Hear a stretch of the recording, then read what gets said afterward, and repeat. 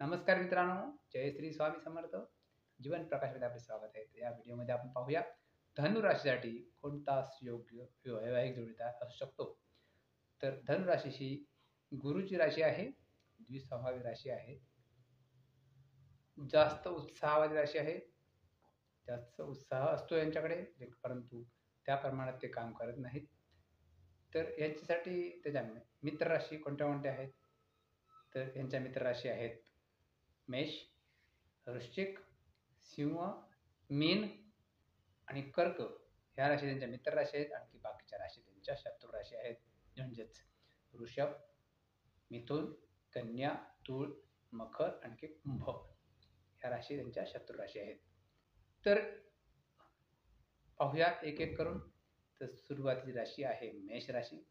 मेष राशी ही गुरुची मित्र राशी आहे. म्हणजेच धन राशीची मेष राशी मित्र राशी आहे. त्यामुळे इथे जास्त अडचण येणार नाही. दोन्ही जोशवाल्या राशी आहेत. त्यामुळं यांचं बऱ्याच प्रमाणात ॲडजस्ट होऊ शकतं, जमू शकतं. त्यामुळं यांच्यामध्ये विवाहाचा विचार करण्यास कोणतीही हरकत नसावी. फक्त गुण मेलन व्यवस्थित करावे, आणखी त्याप्रमाणे तुम्हाला निर्णय घ्यायचा आहे. त्यानंतर आहे वृषभ राशी. वृषभ राशी ही वृषभ राशी शत्रू राशी आहे.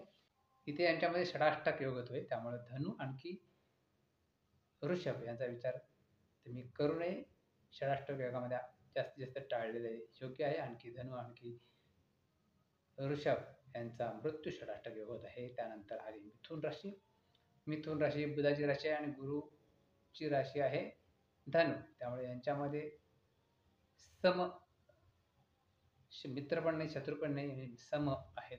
त्यामुळे यांच्यामध्ये जर बाकी ॲडजस्टमेंट होत असतील तर तुम्ही त्याचा विचार करू शकता. मिथुन राशीला सांभाळून घ्यावं लागेल धनुराशीला, कारण मिथुन राशी चंचल आणखी अवखळ राशी आहे, खेळकर राशी आहे, सिरियस नाही आहे, मॅच्युअर्ड नाही आहे.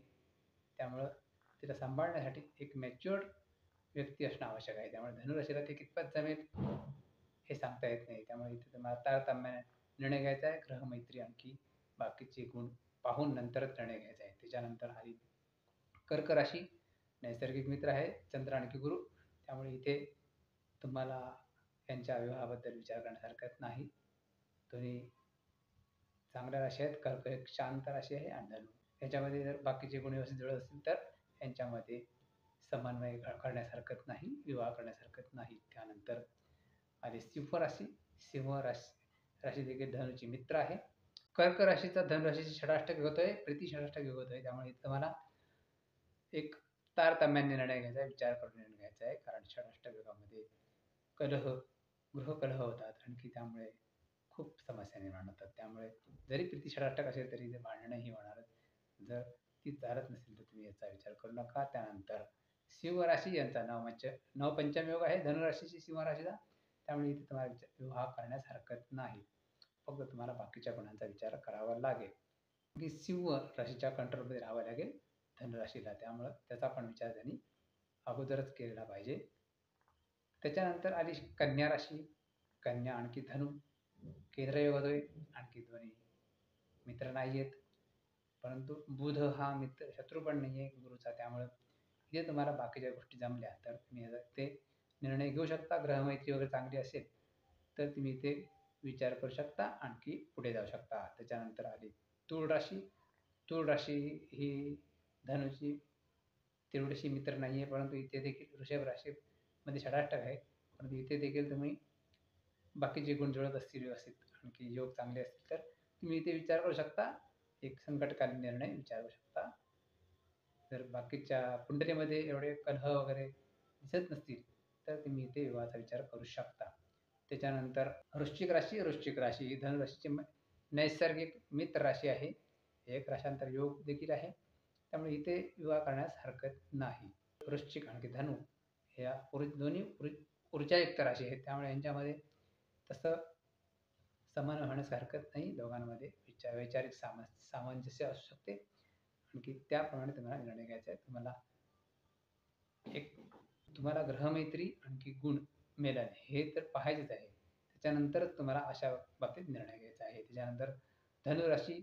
इथे तुम्हाला माहिती आहे धनुराशीमध्ये एक राशी असेल तर एक नक्षत्र आणि एक चरण नसावा. ती तुम्हाला काळजी घ्यायची आणि त्याच्यानंतर निर्णय घ्यायचा आहे. त्याच्यानंतर मकर राशी आली. मकर राशी शनीची राशी आहे, गुरूचा शत्रू आहे. त्यामुळं इथे तुम्हाला विवाह करणं योग्य वाटत नाहीये. कारण मकर राशी ही तेवढी जुळून येणार नाही. धनुराशी मकर राशीबरोबर ॲडजस्ट करण्याची शक्यता कमी आहे. कारण दोघांचे वैचारिक तफावत आहे. एक स्लो आहे आणि दुसरी फास्ट आहे.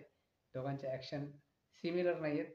त्यामुळे इथे तुम्हाला एक विचार करूनच निर्णय घ्यावा लागेल. आणखी जास्त आपल्याला इथे विवाह न करणे योग्य. त्याच्यानंतर आली कुंभ राशी. ही देखील शत्रू राशीच आहे. आणखी बौद्धिमान राशी आहे. धनु राशीला बुद्धीमध्ये वरचढ आहे. त्याच्यामुळे यांच्यामध्ये बौद्धिक पातळीवर तफावत राहील. आणखी त्यामुळे असमंजस्य वातावरण राहील. आणखी त्यामुळे त्यांच्यामध्ये त्यांचे वैवाहिक जीवन तेवढे सुखकारक होईल असे वाटत नाही. त्यामुळे इथे देखील तुम्हाला सावधगिरीने निर्णय घेऊन जास्तीत जास्त प्रमाणात तुम्हाला हा विवाह टाळायचा आहे. त्याच्यानंतर आली मीन राशी. गुरुचीच राशी आहे. एकाच ग्रहाची राशी आहे मीन आणखी धनु. त्यामुळे इथे विवाह करण्यास कोणती अडचण वाटत नाही. दोन्ही ती स्वाभाविक राशी आहेत. त्यामुळे दोघांना ॲडजस्ट करावे लागेल. त्याप्रमाणे आणखी दोघांच्या मनाप्रमाणे त्यांना पुढे जावे लागेल. त्यामुळे इथे तुम्हाला विवाह करण्यास हरकत नाही. तर मित्रांनो, ही होती धनु राशीच्या वैवाहिक जोडीदाराबद्दल माहिती. आपल्याला व्हिडिओ आवडले असेल तर लाईक आणि शेअर जरूर करा. आणखी जीवन प्रकाश चॅनलला सबस्क्राईब जरूर करा. धन्यवाद. जय श्रीराम.